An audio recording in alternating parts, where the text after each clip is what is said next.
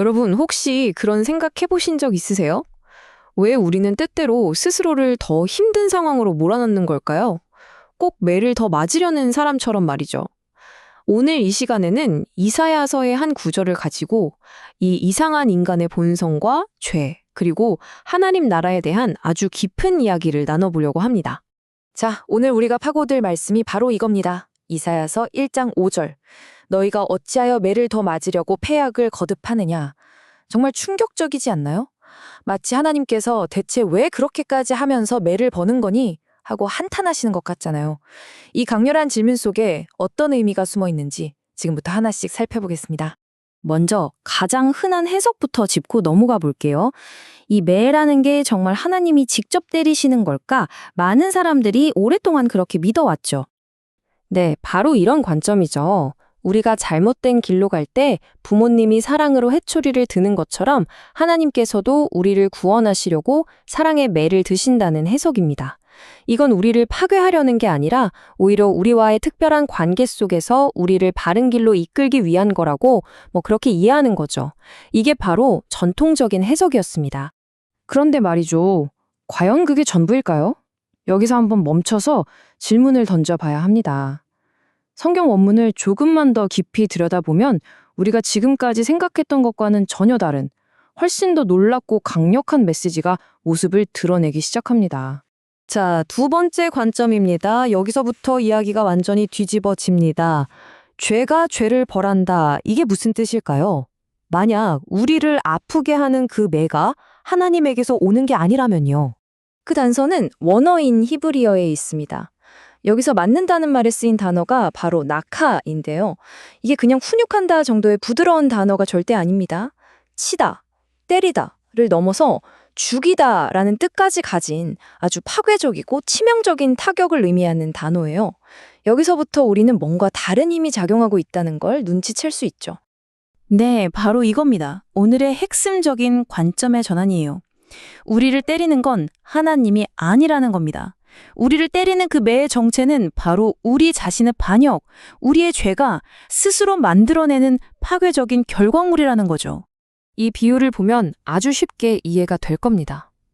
자, 한번 상상해 보세요. 누군가 나에게 생명을 주는 깨끗한 물을 줬어요. 그런데 나는 굳이 옆에 있는 누가 봐도 오염된 독성 물질이 든 물을 마시기로 선택합니다. 그럼 어떻게 될까요? 당연히 병들고 고통받겠죠. 자, 그렇다면 이 병의 책임은 누구에게 있을까요? 깨끗한 물을 준 사람일까요? 아니죠. 내가 스스로 선택해서 마신 바로 그 오염된 물, 그것 때문입니다. 죄가 바로 이 오염된 물과 같아요. 우리가 죄를 선택하는 순간 고통은 피할 수 없는 결과로 따라온다는 겁니다. 자, 세 번째 주제입니다. 이렇게 죄가 스스로 고통을 만들어내는 끔찍한 악순환에 갇힌 사람들의 모습은 어땠을까요? 성경은 그 파괴적인 상태를 정말 소름 끼칠 정도로 생생하게 묘사하고 있습니다. 본문을 보면 상한 것, 터진 것, 새로 맞은 흔적 같은 아주 끔찍한 표현들이 나와요. 이건 그냥 몸에 난 상처를 말하는 게 아닙니다. 머리부터 발끝까지 성한 곳 하나 없이 병들어버린 한 민족 전체의 영적, 사회적 상태를 그대로 보여주는 거죠. 그런데 진짜 비극은 뭔지 아세요? 바로 이겁니다. 하나님은 분명히 치유의 손길을 내미셨는데 그들이 스스로 치료받기를 거부했다는 사실입니다. 그들은 상처 입은 채로 그 반역의 상태에 머무르기를 선택한 거죠. 그 결과가 어땠을까요? 원래 그들의 땅은 하나님의 무한한 가능성을 품은 땅, 마치 진흙과 같은 아담하였습니다. 하지만 그들의 반역으로 인해 그 땅은 완전히 황폐해지고 불타버린 세속적인 왕국, 에레츠가 되어버린 거죠. 이건 그들이 반역을 통해 스스로 만들어낸 결과물이자 동시에 잃어버린 것이기도 합니다. 자, 이제 모든 것이 다 끝난 것 같은 완전한 절망의 순간, 성경은 아주 작지만 강력한 회복의 씨앗, 새로운 희망을 이야기하기 시작합니다. 본문을 보면 이런 비유들이 나와요. 모든 포도가 약탈당한 밭에 홀로 서 있는 포도원의 망대, 수확이 다 끝나 텅 빈 밭에 덩그러니 남은 참외밭의 원두막, 이런 작고 연약해 보이는 것들이 바로 원전한 파괴 속에서도 살아남은 작은 희망, 남은 자들을 상징합니다. 여기서 정말 중요한 포인트가 있습니다. 이 남은 자들은요, 그냥 운이 좋아서 살아남은 게 아니에요. 이건 하나님께서 의도적으로, 주권적으로 남겨두신, 보존하신 존재들입니다. 회복의 불씨를 꺼뜨리지 않기 위해서 말이죠. 네, 이사야 1.9절이 그 사실을 분명하게 증언하죠. 만약 하나님께서 이 작은 생존자들, 이 남은 자들을 남겨두지 않으셨다면 우리는 소돔과 고모라처럼 완전히 흔적도 없이 멸망했을 거라는 겁니다. 자, 그럼 이제 마지막 질문입니다. 이 수천 년 전의 남은 자 이야기가 21세기를 살아가는 우리와 도대체 무슨 상관이 있는 걸까요?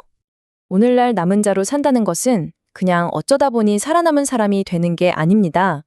세상의 거대한 흐름과 다수의 목소리에 삼켜지지 않고 아무리 어렵고 외로워도 끝까지 하나님의 말씀과 그 목적을 굳게 붙드는 사람들, 바로 그런 능동적인 선택을 하는 사람들이 남은 자인 거죠.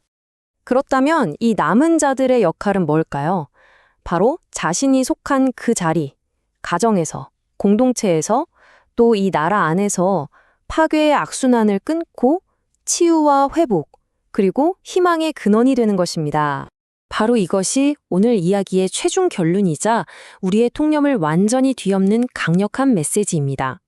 진짜 회복, 하나님 나라의 시작은 회개하라고 목소리 높여 외치는 것에서 시작되는 게 아니라는 겁니다. 오히려 황무지 같은 세상 속에서 조용히 그러나 끈질기게 남은 자로 살아가는 그 사람들의 삶을 통해 시작된다는 거죠. 그래서 이 모든 이야기는 결국 우리 각자에게 던져지는 단 하나의 질문으로 돌아옵니다. 지금 당신이 서 있는 그 세상 속에서 당신은 또 다른 매질의 힘을 보태고 있습니까? 아니면 그 매질을 멈추게 할 치유의 근원이 되고 있습니까? 이 질문에 대한 여러분의 삶의 대답이 바로 이 땅에 하나님 나라를 세워가는 우리의 여정이 될 것입니다.